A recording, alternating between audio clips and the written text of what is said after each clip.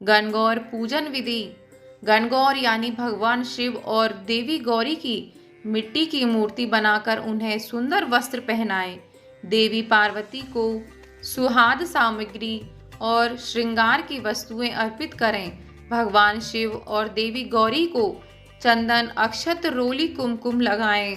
धूप, दीप, फल, मिठाई का भोग लगाएं और दूर्वा अर्पित करें। एक थाली में चांदी का सिक्का, सुपारी, पान, दूध, दही, गंगाजल, हल्दी, कुमकुम, दूर्वा डालकर सुहाग जल तैयार करें।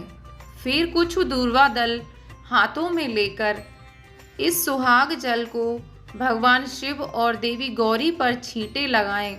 इसके बाद भगवान शिव और देवी गौरी का ध्यान करते हुए इस सुहाग जल को अपने ऊपर छिड़कें।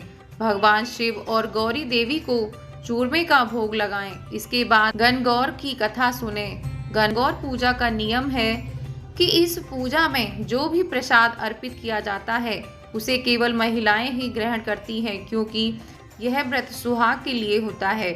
इसलिए पुरुषों को इस पूजा का प्रसाद नहीं दिया जाता। माता गौरी को जो सिंदूर भेंट किया जाता है उससे सुहागन महिलाएं अपनी मांग भरती हैं। कहते हैं कि इससे सौभाग्य की प्राप्ति होती है। गौर पूजन में गुणों का विशेष महत्व बताया जाता है।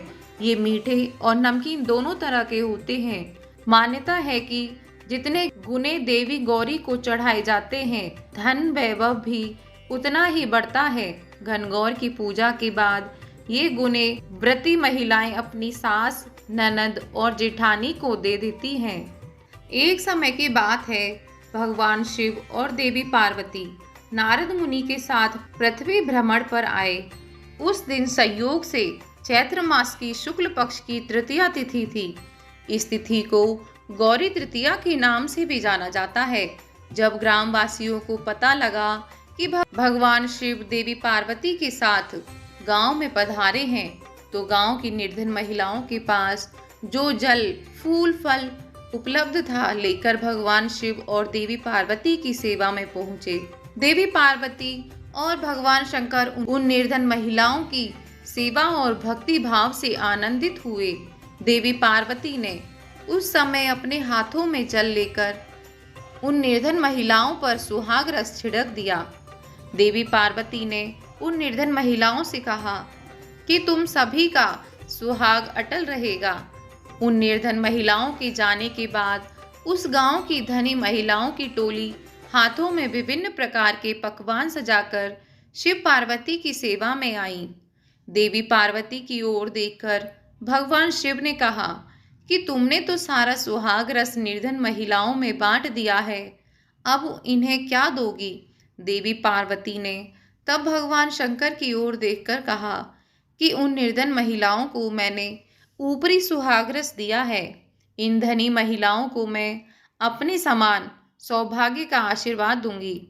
इसके बाद देवी पार्वती ने अपनी एक उंगली को काटकर उससे निकलने वाले रक्त को सभी धनी महिलाओं के ऊपर छिड़क दिया। जिसके ऊपर जैसा रक्त गिरता गया उसे उतना सुहाग मिलता गया। इस तरह देवी पार्वती ने चैत्र शुक्ल तृतीया तिथि को निर्धन और धनी महिलाओं को सुहाग बांटा था। इसके बाद देवी पार्वती भगवान शिव से आज्ञा लेकर नदी पर स्नान करने गईं।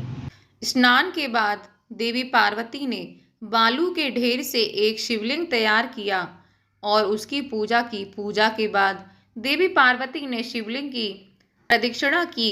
इसी समय उस शिवलिंग से शिवजी प्रकट हुए और देवी पार्वती से कहा कि आज के दिन यानी चैत्र शुक्ल तृतीया के दिन जो भी सुहागन महिलाएं शिव और गौरी पूजा करेंगी उसे अटल सुहाग प्राप्त होगा।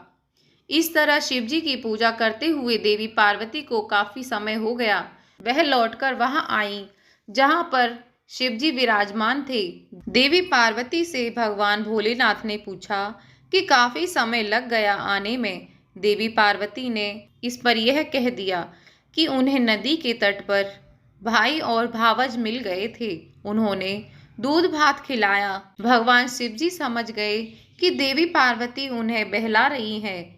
इस पर शिवजी ने भी कहा कि वह देवी पार्वती के भाई भावज से मिलेंगे और दूध भात खाएंगे। शिव जी देवी पार्वती और नारद जी के साथ नदी तट की ओर चल पड़े।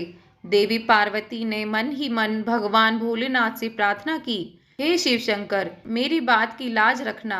जब भगवान शिव नदी तट पर पहुंचे तो वहां उन्हें एक महल दिखा।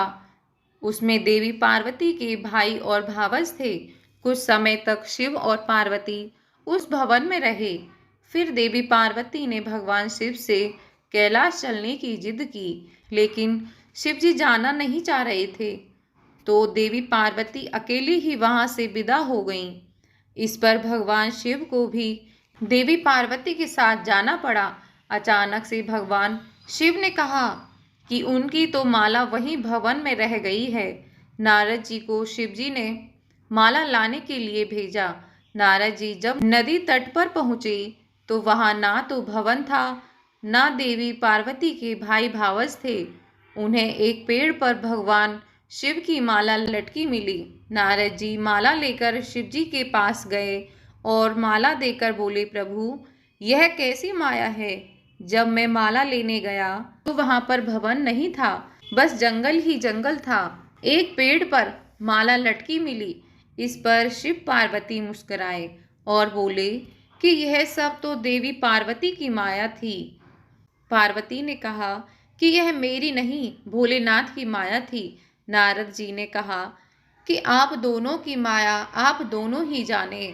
आप दोनों की जो भक्ति भाव से पूजा करेगा, उनका प्रेम भी आप दोनों जैसा बना रहेगा। बोलो गण